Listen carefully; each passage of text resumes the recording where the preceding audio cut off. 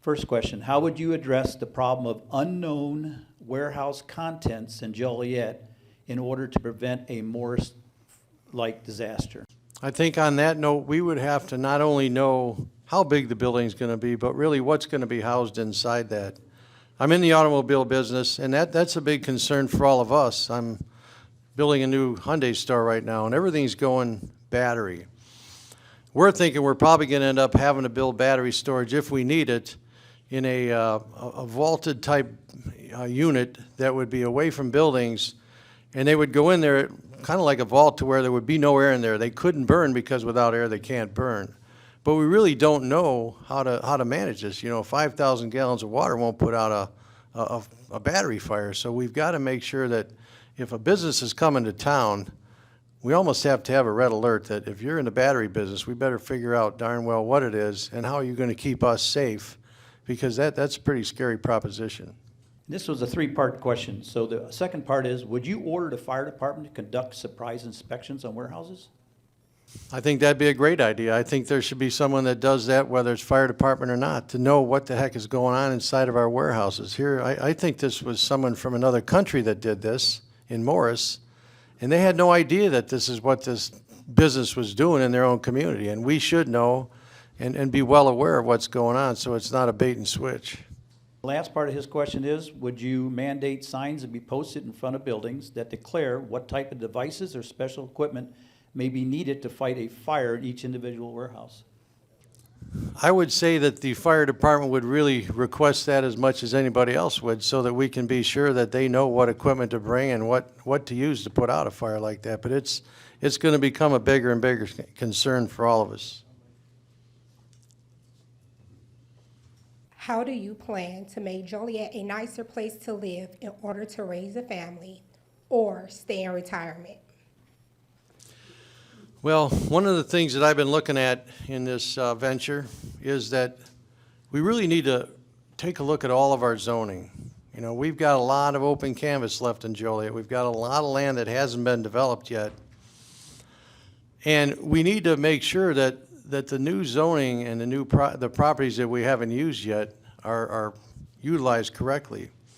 One of the statistics I find interesting about Joliet is that we're a town of 150,000 people. There are 43,000 kids in our community under the age of 19 years old. What are we going to do for those kids? We've got 32,000 folks that are over the age of 55.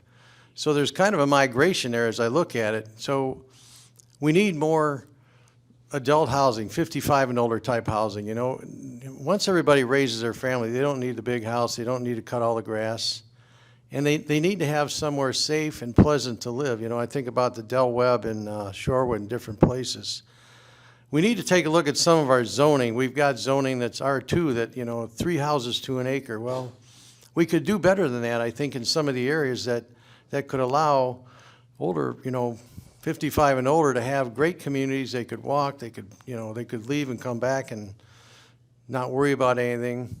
And that would give an opportunity for the younger folks, because I've been walking and talking and knocking on doors. There's a lot of folks in our community that have been living in their houses 30 years, 50 years, and they're ready to make a change. But where do they go? Where's that change going to be? My son Nick has bought 3 houses that he rehabbed it, lived in it, rehabbed it, lived in it. And it's really neat because he took houses one lady had lived in, I think, 70 years, and he just updated it. So it gives that new migration for the younger people to come into that house, make it their house, and then that senior can go live somewhere that would be conducive for what they want to do. With trains becoming longer and more frequent, train stoppages blocking roads for long periods of time, Joliet residents on the south side are very worried about the response time for paramedics in the Joliet Fire Department. The nearest Joliet firehouse is next to the NASCAR track. It has been communicated with residents that if that particular firehouse cannot quickly respond, the downtown firehouse will be contacted to respond. This increases response time since the downtown firehouse is further away. However, the East Joliet Township Firehouse is much closer and could respond faster. Do you think that some type of agreement could be worked out with the East Side Joliet Fire Department so that City of Joliet residents don't have to wait for a response from a further distance? You know, the one common denominator in that question is Joliet. You know, I hear that certain neighborhoods aren't Joliet, but their mailing address is Joliet. And you know, Joliet is the county seat. We are the lighthouse of the whole county. We're 21% of the county. And I know that the districts are different, but we absolutely have to collaborate with each other to make sure that we're all working together for the same goal. And you know, here it is, safety. We absolutely should have a unilateral agreement with everybody that, you know, and if they can't get to something, our fire department should be able to help as well. Next question. What are your plans to increase the quality of life on the south and southeast sides of Joliet? Well, I'm going to go back to a comprehensive long-term plan. We don't have a comprehensive long-term plan here in the city of Joliet. We haven't had. They wrote one up in 2015, but that was almost 8 years ago. You know, the world continues to evolve very, very fast, and it doesn't seem like we're keeping up with the evolution. So a long-term strategic plan can help us, again, take some of that blank canvas and figure out what's going to be the best final use of that. There's an old saying that says the best time to plant a tree was 20 years ago, and the second best time is today. But we have to decide what trees we're going to plant or how we're going to run our city and grow our city to evolve. You know, again, we go back to we got 43,000 young folks in our community and 32,000 over 55. So we really got to make sure that we do the best we can with the land we have available. All right, this is a three-part question. How can you make excuse me, the entrance to Joliet from the highways much more attractive, cleaning up the garbage, and start with show that the people in Joliet that we are hospitable? Well, first we got to identify every entrance to the city. You know, I've been in business 31 years, and some of my buildings that I was in previously, like the Hyundai store, was built in 1989, but it looks fresh every day when someone walks in. If it needs a touch-up of paint or a tile went bad, I fix it. We have a lot of money in the bank here in Joliet, and some of that money could be reinvested in maintaining and keeping our entrances looking good, you know, our downtown looking good. You know, we didn't even want to buy flowers last year for the downtown. I hate to tell you who bought them, and I'm not going to say anything, but we couldn't budget $8,000 for flowers in our downtown. And let me just say the city leadership is not supposed to know that, so let's please keep that in the room. Otherwise, someone will get in trouble and not me. Second part of the question. How can we provide much better, cleaner, recreational, and safe outdoors for children? Well, you know, we've got a fantastic park district. They're a great partner to our community. They live in something called a tax cap, so we're kind of hampered with how much our park district can raise. We did run a referendum back in 2015.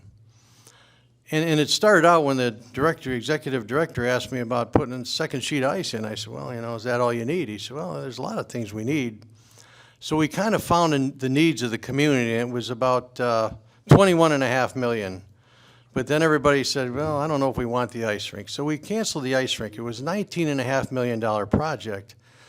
And we were able to get that secured in that referendum. And I got to say proudly, we worked all sides of town.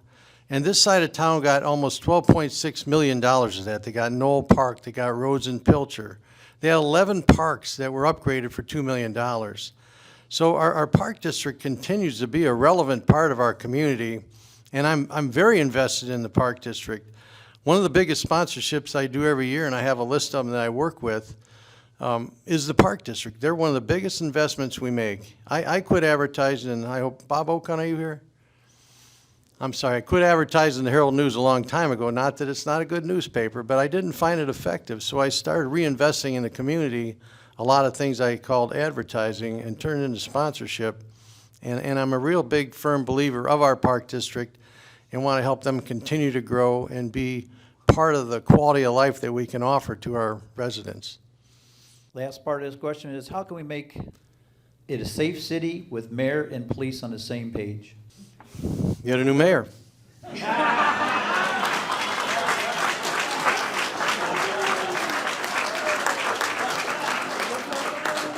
I want to preface that. When I got here in 1991 and I bought Jim Graham Oldsmobile, it was a bed of weeds. It looked like a bean field. It had 6-foot fence with razor wire around all the inventory. And some of the first people that came to be my friends were the police officers. They'd stop in, hey, how can we help? How can we help? So during my career, we had Shop with a Cop. We had all kinds of things. We worked together. They were very engaging, and they all became my friends. So I love our police department. I'll just leave it at that. And I want to help them be as good as they can be, get them trained the way we need them trained, and give them the equipment they need. I mean, I think we got squad cars out there darn near older than some of the folks in the room here. So, I mean, we really need to help them out.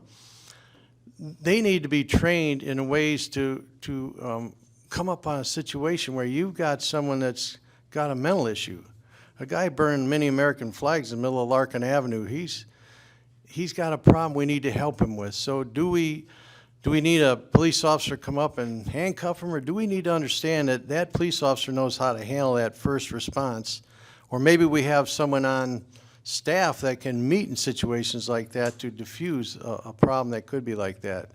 I know they have something called battle buddies where they have PTSD folks that, you know, they're struggling, they're suffering. And they have a group of guys that are combat veterans that are on the police force, and they go to those calls and they can relate and they're empathetic and they can diffuse that situation and turn it around. So I just think we need to keep them in the forefront of making sure they're aware of how to handle the situations as best they can. Bridges and road closures shut off access to essential services for South and Southeast Side residents. How can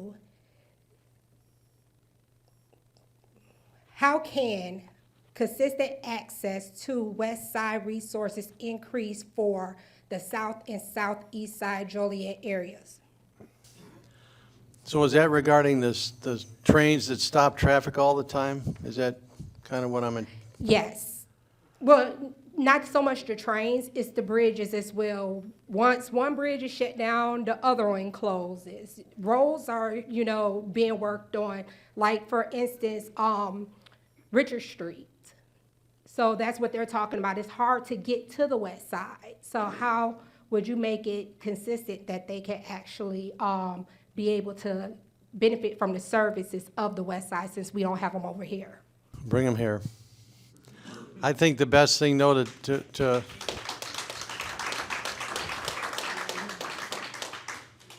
I think the best way to approach that, again, is going into a long-term comprehensive plan. And again, we need to collaborate with our county, our state, and our federal officials to help us find a way to move people safely around a town. I hate to say it, but sometimes I get on Route 80, I wish I had a chain.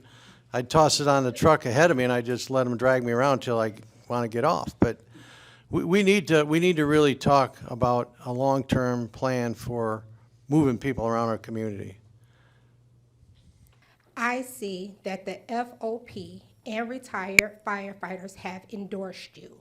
Recently, in the Joliet patch, they reported the Joliet Supervisors Association that the police department sergeants 26.4 and lieutenants 27% have stated that they want about 26 to 27% pay raise, plus notwithstanding the additional overtime that will come out of it, plus 7 weeks of paid time off too. We're looking at numbers. conservatively speaking, for at least 5.8 million. Where will all of this money come from? Well, I've been on negotiating committees for the machinists union. I used to run the Chicago Auto Trade Association. That was several hundred dealers in a 9-county area. And we would have contracts. I got them moved from 3 years to 4 years apart. And everybody starts out with some really, really crazy high number, and it migrates to where it belongs. I'm not sure exactly how that information during a negotiation got into the paper. Quite frankly, we all know that's not, that's not real. But, I want to sell every car I can for way over sticker, but I wouldn't do that. That's not how I work. But I really think that what happened there is information got out that had no business getting out, and I can assure you that there will not be a 27% increase in all this other stuff. Well, of course, I can't assure you anything because I'm not the mayor. But the mayor doesn't make that decision, and quite frankly, I find it wrong that that information got out in the very beginning of a negotiation. I think that's absolutely wrong. To put that scare into everybody in the city like that would really happen. So that's my comment on that. Where do you stand on signing the boundary agreement between Elwood and Joliet? Second part of that is, would you be agreeable to signing one that Joliet respects the boundaries between us and Elwood? Here's my thought on that. There's a group in Will County called the Will County Governmental League. That's a consortium of all the mayors of the county of Will and their administrators or city managers. They all participate in meetings often to help each other work together collaboratively to help the region. But there's only one city mayor or city manager that does not participate in those meetings. Does anybody want to guess for $1 who that might be? You're right, Joliet. I don't know why, but I believe we are the lighthouse of the county. We are the people that should lead the partnership. There's a lot of things we can do together as one voice. We're a region. We're of the 102 counties in the state of Illinois, we are the shining star right now. Everything's happening. When I sat on the tollway board, I understood, I was on there from 2012 to 2016, our country's going to grow at the clip of 1% a year till 2050. So everybody's built out up there, Romeoville, Bolingbrook, Chicago, they're all coming our way. Again, if you go back to a long-term comprehensive plan, that could help eliminate this, but we're partners in this area. We're partners with the communities around us. We're partners with people that have a Joliet address, but they don't vote. Well, guess what? It says Joliet on your mail. To me, you're one of us. I mean, what's the difference? Last part of that question is, where do you stand on North Point? Wow. Anybody here on North Point? So here's my thought on North Point. There's an old saying. When the bullet comes out of a gun, you can't take it back. And that bullet got shot.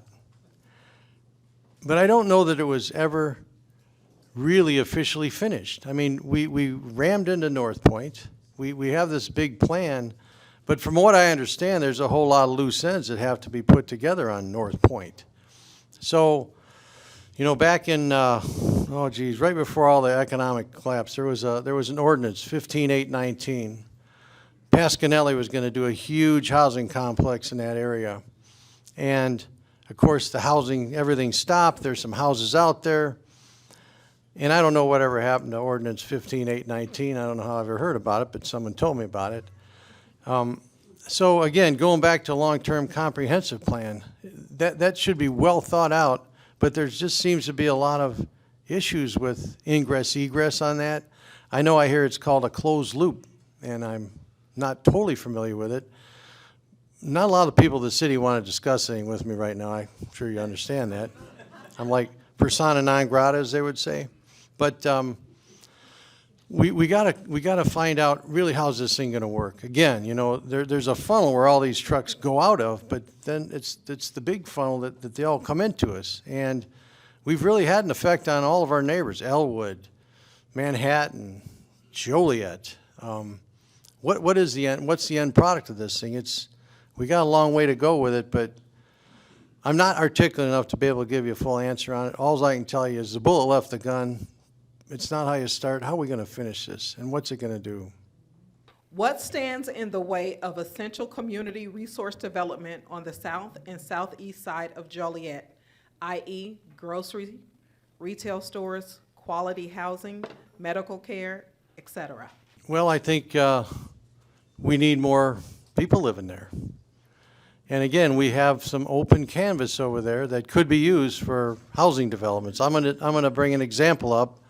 The Joliet Housing Authority has been and has planned a very comprehensive, I think it's 350 units on the old Joliet Country Club property. That brings a lot of lives to that area, and there are still some other properties in that area that could be developed. In that plan, they do have space for a grocery store. There is and I've kind of looked into this, so we need to get a few more people. But, you know, if you took a 5-mile circle and you drew in some of the numbers of New Lenox and things like that, there is space. There's enough bodies and enough families to bring a grocery store. There's one particular grocery store. It's called Yellow Banana. And its parent company is Save a Lot. And I've looked at them. And what they do is they come into communities, low-income communities, and they do this for a reason, because it's their social service that they want to do. And we could approach somebody like that. We'd find the right place. Maybe it's not exactly there. We talked about this on one of the other forums, and a few people said, well, maybe there's a better spot. So the answer would be, first of all, we got to ask. There's Aldi, there's Yellow Banana. We have to ask, come with us. You know, we'll subsidize. We'll find a way to do this. We definitely need that. But I think that development at the old Joliet Country Club could really start to spur development in that area. What would you do to rectify the current existence of incompatible zoning districts that residents believe stunts any housing growth? For example, Spencer Road by the old Joliet Country Club has I-1 zoning across the street from residential zoning. Residents are fearful of warehousing being put right across the street from their homes. We feel housing developers are also aware of this issue and nullifies their pursuit to invest in this area. Well, I think on that answer, some of the property, I believe, is county jurisdiction, and I think if it is, we need to work again with the county to say, hey, we need a collaborative, comprehensive, long-term plan that we work together as partners and make sure that we know how this is going to go. We really, you know, when we talk about economic development, we have a whole lot of business in this town. We have a whole lot of warehouses, but we really need to go back to the residents, the quality of life, and making sure that we don't have things stamped in different places that don't belong there that would allow growth of residential. And again, you know, if you plan 1, 2, 5, 10, 20 years, that's how things migrate. And so we'd have to make sure we protect that zoning and make sure it's all going to work to allow more houses to be built. Plans for downtown Joliet development. It has been over 30 years with limited progress. I was on the University of St. Francis board for a long time. And one of the things that the president of the university has always wanted to do is to get student housing downtown. And we know that every day 5,000 people come to work downtown Joliet and then they leave and then it's a ghost town, it's dark. So my thought is if we could get student housing downtown, now you're going to bring some young people in there, you're going to bring life. We've got the University of St. Francis they don't want to build any more dorms up on their campus. They want dorms down in the city center. They want to bring those kids downtown. Joliet Junior College has a culinary arts program, and I'm sure they could use some of those dorms, but that would be a way to spur that. And then I know that the mayor has talked about in the old U.S. Steel property. Now this I'm going to go out on a limb a little bit, but bear with me. So the U.S. Steel property has been sitting vacant, and it's been a blight to our community for a long time. But as I see it and how the city has grown, that property is really part of the heart of our city. And I've been talking to a friend of mine, a guy that I was on a bank board with, and I've known him for over 14 years. His name is Bo Jackson. Bo Jackson's a baseball and a football player. Maybe Bo knows. So Bo and I have been talking about, he told me I was a little crazy to run for mayor, but I said, Bo, I want to do some work here in the city, one last thing. And he and I were talking about what he's been doing with his company, Bo Jackson Elite Sports. So the newest thing that Bo's been doing with his team, they're developing what they call tournament centers. And he's got some of them around the country right now, and they're continuing to grow that. What they do is they take the domes. There's one coming out of Rosemont. I think that's about 100,000 square feet. They're doing 130,000 square foot Bo domes. And on about a 30 to 40 acre campus, they're including hotels, restaurants, and ways for families to pull in. And if anybody's ever been involved in youth sports, and you know about hockey, you get to the destination on Thursday and your kids play once or twice during the day for 2 or 3 days. So what he's doing with these tournament domes is he's developing these things where they have hotels, restaurants, and recreation right there. And I thought, rather than having a battery recycling spot right in the middle of our town, perhaps we could have a Bo Dome, a tournament area. And there's a lot of property over there. We could turn some of that property into outdoor sports. We've got soccer, we've got baseball. There's a lot of things we could do with that. But again, I want to talk about, in a long-term strategic plan, if you've got student housing downtown, you've got a property like that that's right in town with us, you start to develop back into the city. I looked at I was just in Dallas for a meeting, and they've got a really cool town square that's artificial turf, hard surface. You walk up, and the building, inside the building is this huge video wall. And when I look at our downtown across from the Rialto, we've owned that property for 7 years. And now all of a sudden we're going to start to come up with a plan. I see that integrating into the whole center of the town there. We've done events. They called me years ago and said, what do you think about New Orleans North? How do you think that works? I said, well, let's give it a shot, So I got involved with the chamber at the time, and they did that. Now that brings 5,000, 6,000, 7,000 people. Family Fiesta, we brought that from Bicentennial Park to downtown because we knew that we could grow. And I think there's been years, what have we had, 6,000, 7,000 people, Caesar? Yeah. My picture of that property would be that we'd have soft curbs all around that whole Chicago Street area. We're going to have to redo Chicago Street, but now you've got a great space for festival use. You put all the wires underground, you put a stage up when you need it, you take it down when you don't. Where they've got that big mural, you put a big video wall up there, and I've seen parking decks in different parts of the country that they put facades. It looks like other office buildings, but it's not. It's just a parking deck, but it doesn't look like a parking deck. That's the synergy we could start getting with our downtown. You get the Bo Terman area, you get the student housing, you start really making it a pleasant. We need a city center again. We're a city of 150,000 people. And I got to tell you, when I travel, I don't say I'm from near Chicago. I'm from Joliet, Illinois. I know. Thank you. I've been called a carpetbagger. So my mom and dad got married in 1949. My dad is a fourth generation Jolietan. The very first one came here from Ireland in 1850. Cleared some land along the river, got all the trees down and farmed it. And from then on, there's been a Darcy in Joliet. But when my dad married my mom, we all know that women run the world, he moved to Plainfield. So I grew up in Plainfield, but at 18 years old, after high school, I didn't go to school. I became an iron worker. I moved to Joliet, and I lived here for 10 years. And I stumbled into the car business at the same time. So I've been living back in Joliet for the last couple of years again, but I've been a Joliet, I call myself a corporate resident.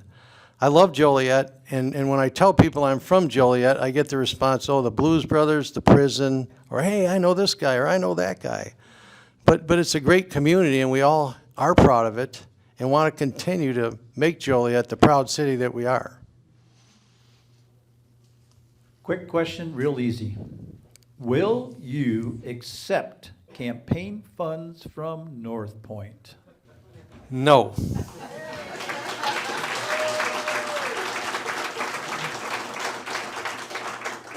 Told you it was easy. Is the water main replacement still going on through Joliet? And I'm assuming the question talks about the 30% loss we had in water, and we got to get it fixed by Lake Michigan, till we get Lake Michigan. So would you continue to water replacement? Absolutely. You know, we do have a very robust budget in our community. You know what's really happened, brick and mortar retail sales are gone, but when someone orders something out of Amazon and there's a sales tax attached to it, that sales tax flows back to our city. So we've been doing really well on growing the revenue of the city. You know, it's just helped a lot to grow the budget and give us surplus. So we need to continue to reinvest that surplus into our city for things like that. Sidewalks, streets, water mains. The other question is, are the streets in Joliet that are in terrible shape going to be taken care of? You know, I really think that we need to take care of all the streets at some point. We need to look at a plan to know worst to best. And then we need to come up with a strategic plan to say, okay, your neighborhood's going to get this at this time. Your neighborhood's going to, you know, we need to go, again, we need to go neighborhood by neighborhood. There are 5 city council members for the 5 districts, and there are 3 at large. It's their job to know what's going on in the neighborhoods of their districts, and we need them to be our eyes and ears. I used to have an old customer named Loretta Conley, and her husband, Walt Conley, was on the city council years ago. And what I thought was really cool when she and I would talk, she'd get an oil change, and we'd sit and talk. She said, you know, Walter and I would drive around our district, and I had a pen and paper, and we'd see this or that. We'd see leaves filled up, you know, on the gutter, or we'd see a dead animal light out, and she'd make notes, and then they'd go back and they'd report that and get that taken care of. That's what a district council member does. They take care of the folks in their district. And speaking to the outrageous water bills, and why haven't past administration been held accountable for delaying infrastructure improvements? And of course, today's cost has increased everything. Don't know if you can answer that one, but. Well, the only answer I got on that is the rear view mirror is this big and the windshield's that big, so we just got the windshield to look out of. I can't respond to what did or didn't happen in the past. And tied to that is, Joliet currently has 7,000 residents on the verge of water shutoffs. What can we do about the water rates so that water is affordable to all residents? What I'd like to do is put together a committee that would take a look at the costs of water as we migrate into 2030 when the new program comes in. And I'd really like to take a look at a tiered water rate program because, you know, my mom's 96, going to be 97. She shouldn't pay the same per 1,000 gallons as my business that washes a couple hundred cars a day. I think if we have a tiered water rate program, some of the industrial users could be 20 million gallons a year, and they should pay more. I'm sorry to say, that's their business. They need to subsidize the residents. They should pay a little bit more, so it softens the blow on those that aren't going to use as much water. Last part of that question they had was, Joliet has a neighborhood service department that is supported by our tax dollars, who do little work to nothing, holding homeowners accountable for maintaining their properties. I think everybody should take pride in their homes, and I think sometimes holding someone accountable might be someone that doesn't have the economics to help. And I think we've got Will County Center for Community Concerns, you know, and I've had them go help people. I've had people call me and say, geez, can you help me with this? I said, let me have them call you, and if they can't help you, I will. And I think that we really do need to take a look at some of the properties that are vacated and wonder how long do we let them sit vacated before we do something about it. You know, I went to several meetings in Detroit, and of course they had a lot of problems like that. They started knocking stuff down. Okay, now you got a green field. Somebody can see a vision on something that's green space, much easier than trying to figure out how to rebuild something that's way past its time. But I think everybody should do the best they can to maintain their properties. And we should help anybody that needs the help to do that. What is your plan for the old courthouse? I don't have a plan. I'm gonna go back to the fact that the city of Joliet and the county of Will should work together on that. You know, even though the county has jurisdiction on that property, that's an awful great spot in our city. So we should have a say on what's going to happen there and how that property gets reused. I know there's a group, Hudson Hollister, trying to come up with a way to save that property. When I was in Dallas, I took a picture of I think they call it brutalism architecture or something, and it was still functioning. But what's the best end use of that property? I don't have an answer, but I really think Joliet should partner up with the county on that conversation so we have a say of what's going to be there now and forever. What do you see as the rights of nurses and wage theft, and what can your administration do to help nurses be paid for wages earned and Ascension refuses to pay? It's kind of a double-edged sword in a way. I sit on the Silver Cross Hospital Board, and it's really, really difficult right now to understand what's happened in our culture. During the COVID, nurses were heroes, and now they struggle to be respected. I know that sitting on the board of the finance committee with the guy that runs the emergency room, he said that part of the problem of the clog up in the emergency rooms is that 30% of the guests coming into the emergency room are mental health or behavioral disorder problems. So now they've taken up a lot of the time, frustrating the people. If you can fix a broken arm pretty quick or whatever else, but when it comes to that type of situation, it takes a long time to process them through the hospital. But nurses are unsung heroes, and I think that Ascension is a corporate-run hospital. And I hate to say it, but that hospital always run by the nuns. And as soon as it got sold into the corporate world, we lost our character. But we need to have a strong hospital here in Joliet. We need to support those nurses that put it out there every day, and they work 12 hours, and then they got an extra couple hours they got to work. I mean, they are unsung heroes. They're first responders, the fire, the police, the nurses. That's essential services. We need to respect them. And Ascension needs to respect them, but as a city, we need to make sure that we've got a very vibrant and strong hospital. If elected, will you vote on every agenda item or only to cast a vote if there is a tie by the council? I believe a mayor should vote on absolutely every action item. I used to love watching our children.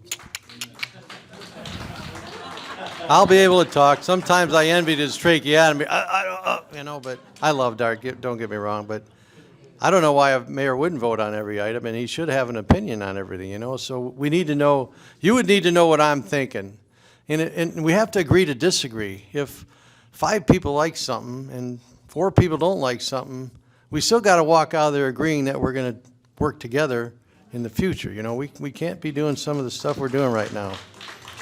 We need to work together. This kind of goes along with the previous question.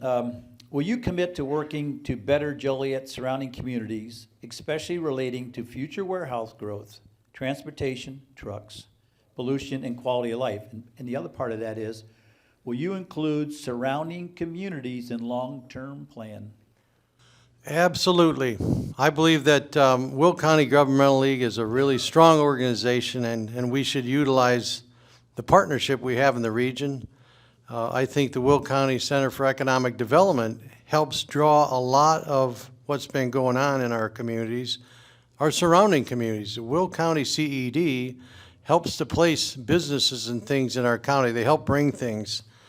And we all need to work collaboratively, and I certainly would be a member of the Will County Governmental League to make sure that we all work together, and we are the lighthouse of the region. We are where the buck stops. We're the county seat, so we need to work together with all of our county partners.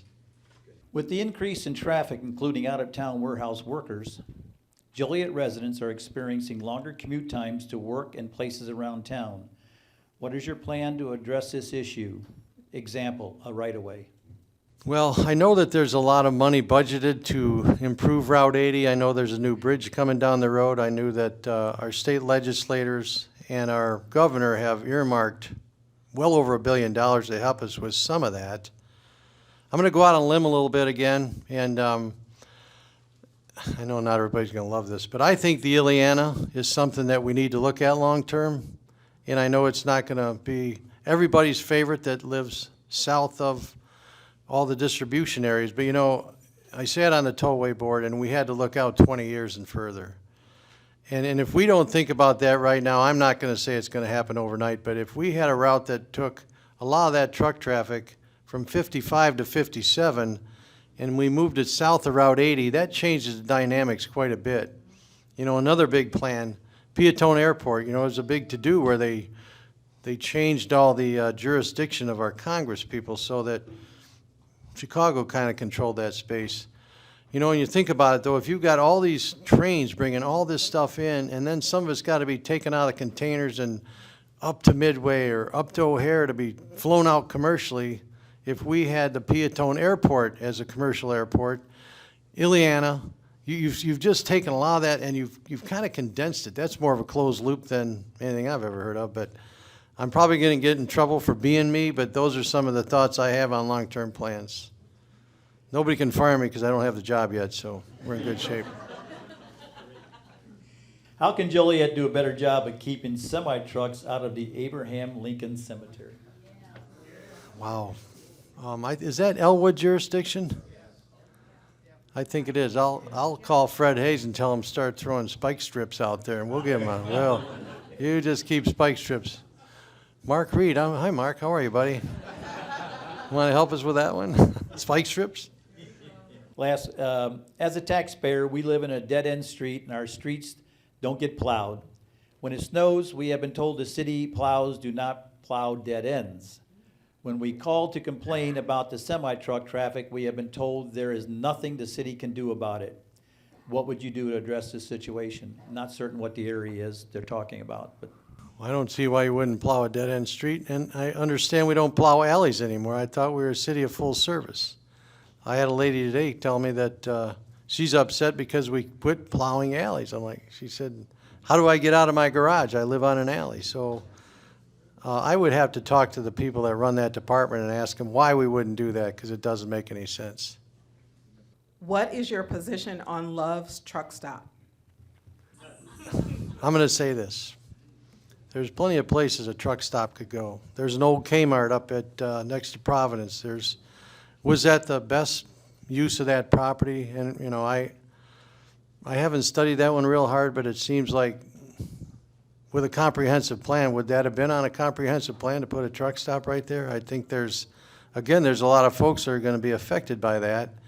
I'm not sure what district it's in, but I don't know what the position of the district council person was, or.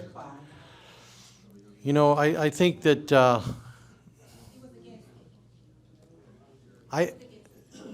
he was against it. Yeah, I'm not sure that's the best use of that property. I'll leave it at that.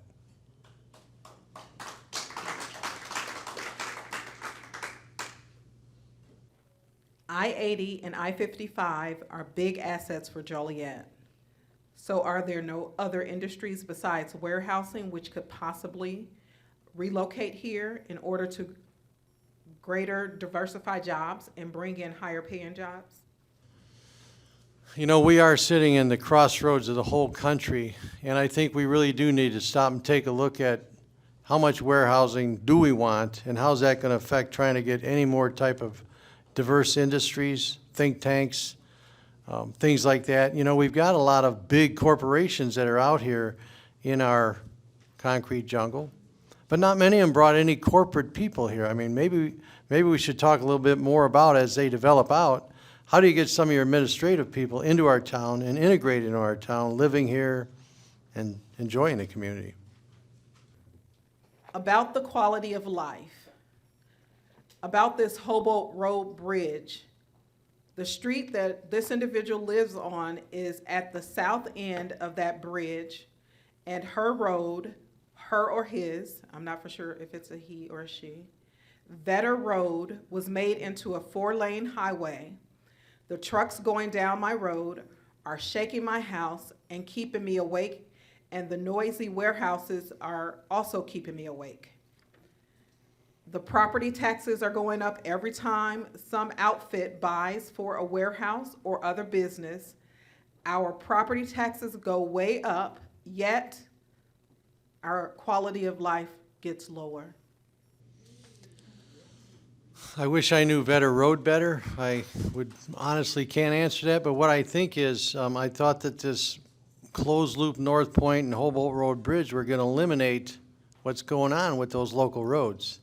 So, and I know the bridge is scheduled to open up this fall, if I'm not mistaken. I hope that that does what it's supposed to do, which is alleviate any trucks running in those neighborhood areas. Can we provide much-needed financial support to our museums and fine arts? You know, I think if we can get, jumpstart more tourism in this town, and again, I'm gonna go out on a limb and talk about the tournament center we could put in somewhere. That's gonna jumpstart helping to bring revenue to these, you know, museums and prison, and we got the Rock and Roll Museum going now. They just, they're gonna get their bathrooms in, they're gonna be able to start opening up pretty soon. But we need to get that downtown redeveloped and bring visitors. If we can get that city center shined up and have more festivals down there, I think we're gonna be known as a festival city. Matter of fact, I think my headstone's gonna say festivals and fireworks, because I started the Taste of Joliet with Brad, and I've been on the fireworks for 30 years. Maybe I'll be mayor on there too, who knows? Well, this question says, hello, Mayor. Hey, hey. What types of programs do you have for our children, our next generation? Well, you know, this is where our park district has to work in coordination with our school systems. And we really, you know, we've got a wonderful school system. I know that District 86 right now has got a referendum on the ballot. And I know that referendum's a tough word because everybody wants their taxes to go down. This particular referendum is gonna build a couple of much-needed new schools, and the tax base, the taxes will not change on any of our tax bills, which is very important. But we just need to get more involved in programs for our kids. Our city could be more of a partner to our schools, our park districts. Forest Preserve is a great program, they're a county program. But it's gonna take the city to work hard to do this. Again, we've got 43,000 kids under the age of 19 in our community. We need to focus on keeping them busy, having fun, and purpose. What are your plans for non-governmental entities like railroads and utilities for maintaining properties, especially the east side and downtown, especially weeds and trash, eyesores for residents, safety concerns? And an example for that would be behind the BMO Bank. We had the railroad tracks there with all that growth and stuff that got cleaned up. That's what this gentleman's referring to, that type of situation. You know, you could almost write an ordinance on something like that, I think, because I know if I let that happen in my business, they'd be knocking on my door. If they have a new ordinance that says I can't put those little flags up, so now I have to take them down. So they want to make sure a business like me runs to the letter. I think we need something that would hold them to the letter and make sure they maintain that property. Just cutting the weeds, keep it cut. 5 inches and less. Question, what is your assessment of the current Joliet Council? At least 4 members receive campaign contributions from North Point. You said you wouldn't accept any. How do we get the faith back with this council? How would you turn it around? We need a new leader.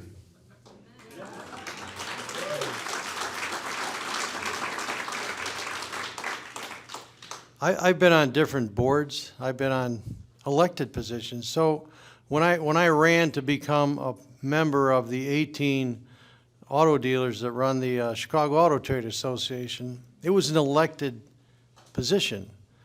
So can you imagine there's 17 other car dealers on this board with me that were elected to work with me.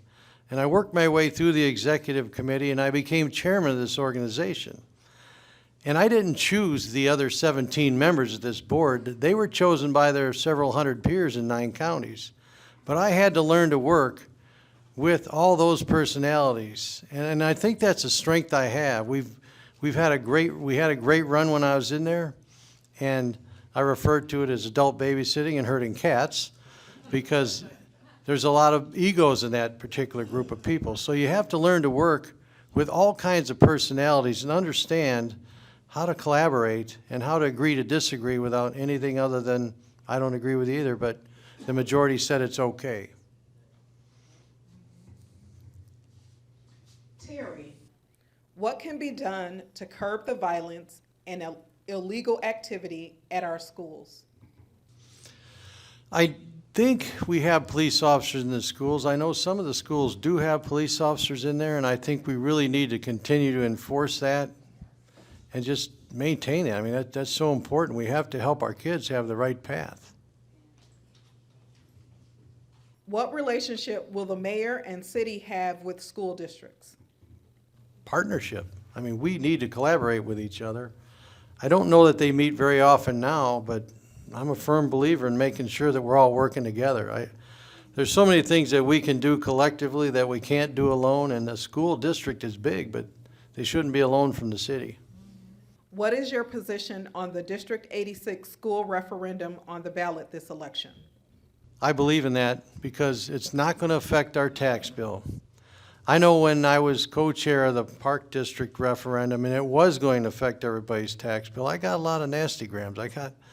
I was told by a lot of people, I'm not going to buy a car from you. I'm like, okay, well, we need some parks. I'm sorry, you know, I might not sell you one then. Don't come over and see me. But I'm a firm believer in giving our young kids the most advanced way to learn. You know, the average school building in Joliet's 67, same age as me, and some of them look better than me for sure. But we need to enforce and give our kids an opportunity. You know, the world is moving so fast, and these kids are so smart. I read a book called Range, and it took a look at the IQ of people from World War I to now, and it's just moving categorically fast. And with all the electronics and everything going on in the world, these kids need to have state-of-the-art to learn. And state-of-the-art children will be, you know, part of our future. So we need to help them do the best they can, and I'm a believer in this referendum. How do you think the city can collaborate with Joliet Township government? Well, there's been some change at the township government, and I think it's been changed for the good. I really believe in what they're doing. Their mission is great. I know that the leadership has done a great job of really focusing on helping the community. They just got a grant for $1.9 million. Angel sat down and he wrote a grant with a grant writer, and nobody else was paying attention. So they got funded to bring in 18 social workers to work with the youth of our schools. You know, like I said before, 30% of the people coming into the emergency rooms are mental and behavioral disorders, and 75% of those are under 20 years old. So where do we have to start? We have to start with the kids. And that was a great grant. And I know that they've done things with the Park District. They've gotten money. They've invested in the Park District. They're really looking out to be great partners with the city. How can the city of Joliet help the homeless community? Joliet is a home seat in the county, and many homeless are from Wilmington, Coal City, Braidwood, but they're in Joliet because they have court dates for the next 6 months, so they camp out in Joliet as homeless under the Cass Street Bridge, but they are not Joliet residents. How can we help those homeless? I think, again, this is a regional issue. I think regional partnership would make a big difference. You know, one of my friends that's a police officer, he was down by Morning Star Mission, and a Shorewood policeman pulled up and let somebody out in the street. He said, "Why are you doing that?" He said, "Well, we don't have anywhere." I believe we need to help the homeless. The homeless are probably mentally disturbed. They probably need some help, no doubt. But it should be a regional partnership with all of us. Years ago, the federal government, the state government pulled all the funding for mental health help. So we need to collaborate with Will County, with the state, each city, city by city. We need to make sure we take care of the homeless. This year, the city of Joliet started the inspection of single-family residential properties. Seems like good landlords are being punished with these inspections and fees. Rental property inspectors can barely keep up with what they had before. Your thoughts, please. I think this was kind of a ready, fire, aim thing, to be honest with you. I don't think we had the plan on what they're going to do with their inspection. I don't think we had the people in place. So you got process, procedure, and people. So now we pass an ordinance that forces everybody into this, but I'm not sure that we ever had the plan ready or the people ready to do it. I'm going to tell you, somebody I know that lives in a rental property in Joliet told me that the inspector came in and they had a 6-foot dowel rod with them. I'm like, oh, that's great. She said, what are you gonna do with that? Test your smoke detectors. They were there about 6-7 minutes and they left. They checked smoke detectors and everything looks good, didn't check GIF in the kitchens, but have we trained them thoroughly and are they doing the job right? And I think some of the landlords should be rated. Maybe they shouldn't be checked every year. Maybe if you're a 5-star rating, you build up to that and you can prove that you're a quality landlord and that your people are taken care of. Just one thought, but I'd really love to see the process on all that. Again, nobody wants to talk to me in the city right now, so I'm not very articulate on that one. This is in regards to quarry blasting on Richard Street. Study shows that limestone contains cancer-causing agents, agents that will become airborne if blasted. Do you believe that blasting should take place within close proximity to nursing homes, and half a mile from 2 schools? I know that's a pretty sticky subject, and I think part of what happened with this whole situation, I think there needs to be better communication on many items that come before the city council. And when this idea was brought to the city council, the neighborhood council and people asked to have some questions answered. And so that was put on the agenda. It was then tabled. The answers really never got brought to the people, and it came back to the city council, and all of a sudden it was going to be kind of a quick vote. And you know how this happened. So it all of a sudden jumped on the agenda, and they heard there was going to be a lot of people to come in to object to it. So I'm not sure good or bad about blasting in that quarry because I don't know. I don't have the answer. I'd be like everyone else that lives around there. In today's society, I mean, you watch the Tom Cruise movies, they can blow up just about anything here, there, or wherever.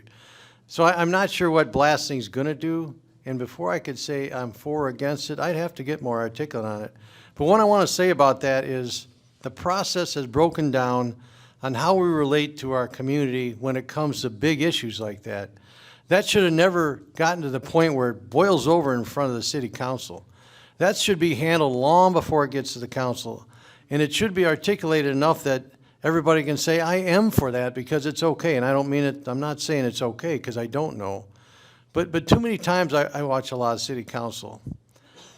And too many times there's too many things that come, they're big action items, but it's all boiled out right in front of the council that night. It's like, I think we should do a better job of communicating with the residents to make sure that they're in favor of it. Or if they're not in favor of it, then we have to make a decision. And that's up to that, the district council member at large and everybody else to make sure that we're going to do the right thing. It's been said that land on 53 corridor is to be warehouses. What protection to residents would you suggest so warehouses aren't built right next to residential homes? I think it goes back to the comprehensive plan to look at the current zoning that's in place, that's been in place for a long, long time. We have changed. We just can't keep doing the same old thing and think something different is going to happen. There's an old story about a guy that was talking to Henry Ford years ago. And Henry Ford called Model A, Model T, and the guy said, well, Henry, you got to put a year designation on there, because if you put a bubble over that car 10 years later, you pull that bubble off, this car is going to be a whole lot different. And that's kind of how our city and what's going on around here is that there's zoning that's been in place for years, and things have changed, and we need to make sure that we take a look again at all the landscape that's available, all the patchwork, as I call it, of available land. And has the zoning been looked at before we go ahead and put an industrial park next to a housing project? What would you do if nothing is done with the NASCAR track? I'd go out there and drive fast around that rascal. That's the first thing I'd do. Hell, I'd get a key to that gate and I'd get out there. I kind of like driving fast. Regarding the NASCAR track, I know Scott that had run that has told me that right now there is a bunch of trucks parked out there, but they've got a 90-day window.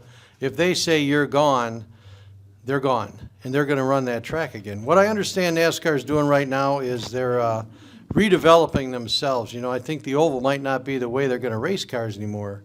So they're doing their contract is coming up this year with TV or cable, whoever.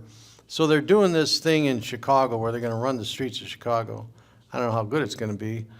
But I think that they're going to repurpose that track. I think they're going to turn it into a new style NASCAR track. I mean, they're not going to, I don't think they're going to abandon the track.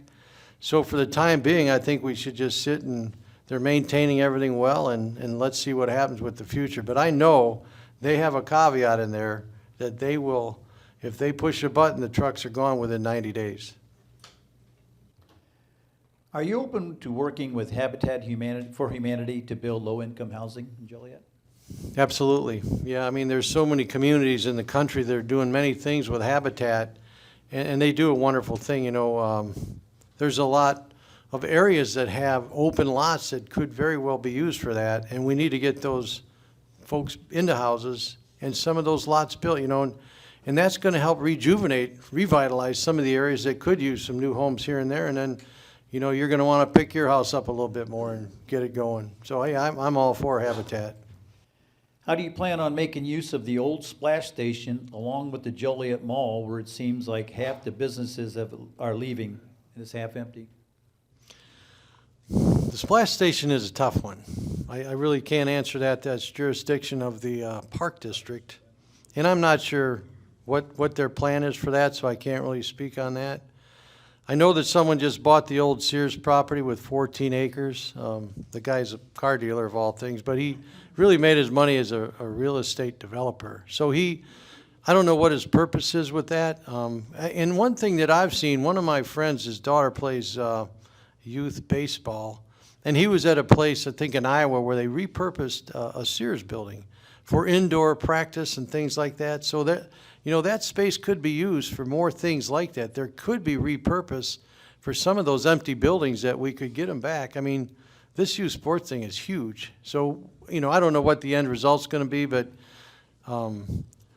twice I went to Disney training. Disney Institute for General Motors to decide if it's good for all of them. Second time I went because I bought a Chevrolet store, and I went because I wanted to remember what I forgot there. But the one thing that, when I walked out of Disney Institute, they said to me was, who is your Imagineer? Who's the Walt Disney of your business? Who's going to decide what's going to happen with you and your business down the road? So we need a good set of Imagineers in this community.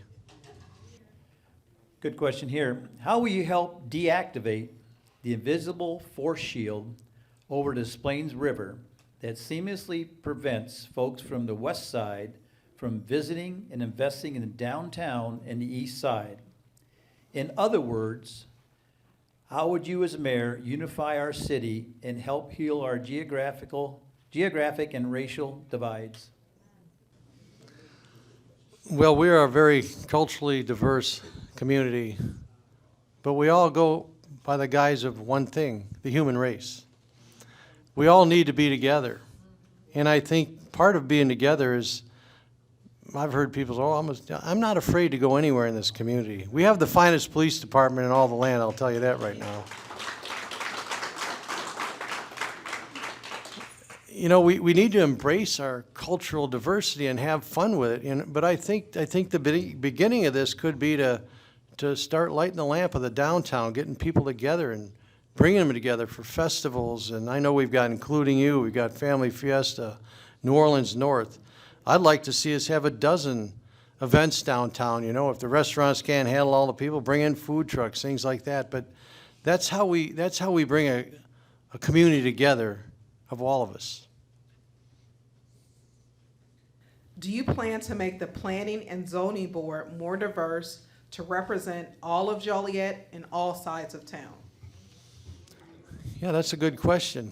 You know, there's 5 districts in the city. Do we have a representative on the Planning and Zoning Board from each one of the districts? I'm not sure. I don't know how that works, but that would be one thing to look at, would be if we had a representative on the Planning and Zoning Committee that worked in coordination with their district council member, that could give them a help to understand what's going on. I know in the past, Dominic Orlando was on there, and he used to drive out and he'd go to the houses around where the project was going to be or whatever it was and find out how it's going to affect the folks that live near that projected idea that they want to change zoning on or something. So I I really think that's one way I'd look at it. Make sure there's someone from each district representing that planning and zoning. What will you do to help prevent future pedophile palaces while still complying with court ruling? Our neighbors obviously don't want these. And some people may not know what pedophile palace is. I believe it's a 6-unit apartment building in the Cunningham neighborhood that was bought by a company up north. And specifically what they do is they buy apartment buildings and then they put released pedophiles in them. That's not right. There can't be that anymore in our city. And I'm not against helping people, but that should not be part of the structure of our community. And I really think there's got to be something done. I'm going to go back to a state, local level, but you know, the state needs to help us mitigate that. That's kind of their partnership. Yeah, change the law, not write an ordinance. Why don't the storm drains get cleaned? Problems when heavy rain occurs. Loretta Conley's not driving around with her husband anymore. We need eyes and ears on the ground, and you know that, again, that's back to communication, partnership. And when someone calls and says, I've got this problem, and I noticed it was on Glenwood today that there was an area that they had to cone off because it wasn't draining right. Somebody should be able to call their council member or someone and say, hey, there's a problem, and it should be taken care of and addressed right away. I'm sorry, another question was just brought. What can we do to bring the community together along with the religious community, the different churches as a dynamic? Years ago, there was an organization called Jacob, and there was a Dr. John Bowden that really spearheaded that. And when he passed, that unity kind of came apart. I think there's such a strong part of our community and good partners to our community. You know, they invest in missions around the country and they invest in around the world, but they also invest collectively in our community. And what a great resource to help us know who to help and have the resources to help them. So I'd love to see that Jacob organization come back to our city. Are you willing to work with the K-9s for vets if you are elected? Would you help them? You mean more than I already have? All right. I love K-9s for veterans. Mike Tellerino runs that. Rocky, a few people were there.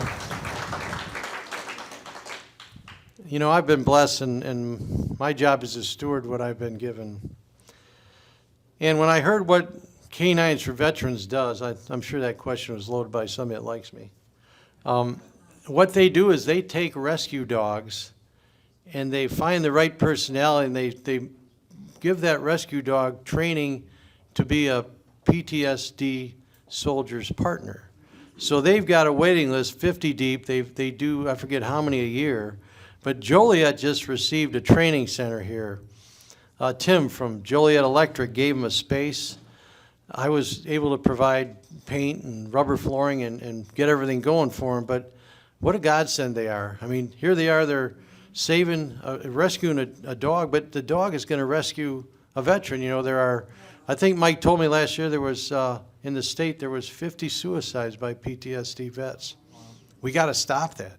They've given their lives for us. And this is a great program. These are the last two questions. Why should we vote for you? And what would be different if you're elected? That's a tough one. You know, I don't want to like pat myself on the back or anything like that, but I just know with the experiences I've had over many years that I know how to lead. I know how to lead my people.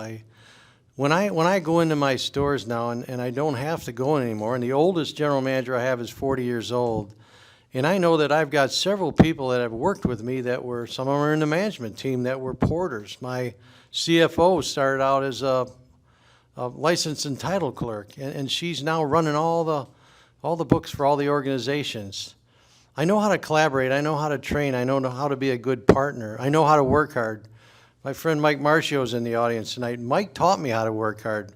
I put up fences for him until the sun was down for a couple hours. But I'm not afraid to work hard. I'm not afraid to help anybody. I understand how the city works. I have been a partner to this city, and this city's been great to me for 31 years. And I just want to give back. I care about the people. I care about the community. I'm not doing it because I want to be the mayor. I'm doing it because I want to be your mayor. And I want you to know I'm accessible.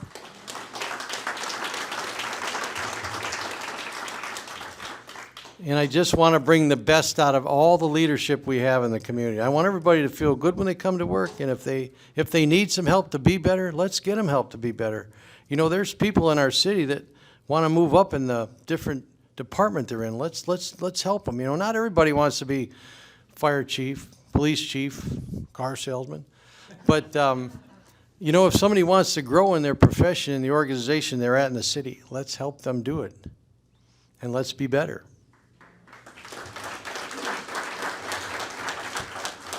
Last question. Would you continue to have town hall meetings after we elect you? Absolutely. The residents want to stay involved and continue to be heard.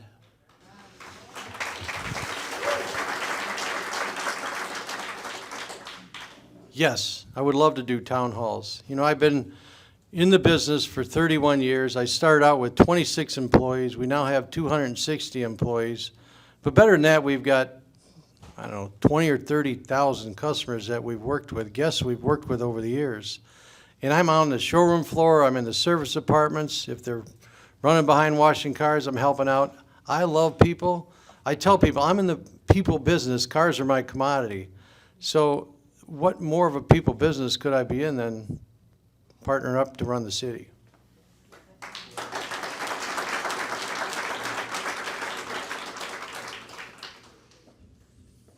That was our last question. All right.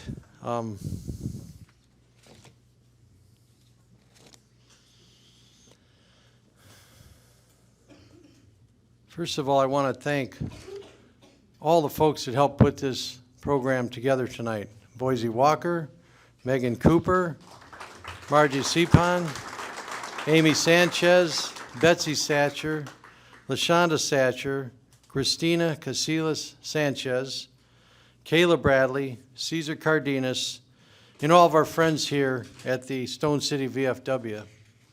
And most importantly, many thanks to all of you for coming out, taking your time, your energy, your evening to share thoughts and get my thoughts on different things. You know, I live by the philosophy, we can't do it all alone, and we can't wait for the future, we need to create it. So with that, I appreciate you all coming out, and hope to do it again soon. Thank you. I need your votes to do it. I tell everybody, if I win by one vote, it could be yours. Thank you.